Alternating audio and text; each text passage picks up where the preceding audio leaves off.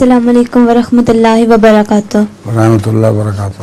حضور، میرا نام اسما منور ہے اور میرا سوال یہ ہے کہ شاعر کیسے بنتے ہیں؟ شاعر کیسے بنتے ہیں؟ اللہ کی طرف سے خود بخود بن جاتے ہیں۔ زور لگا کے جو بنتے ہیں ان کے کلام پہ ہنسی بھی آتی ہے۔ مجھے لکھتے رہتے ہیں کئی خط اور شعر لکھتے رہتے ہیں، مگر ان کو شعر کہنے کی صلاحیت نہیں ہوتی، فطرت میں نہیں ہوتا، اس لیے وہ زبردستی کہتے ہیں تو عجیب و غریب شعر بن جاتے ہیں۔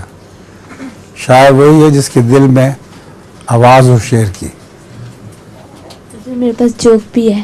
کیا جوک بھی ہے؟ اچھا سنا دو چلو۔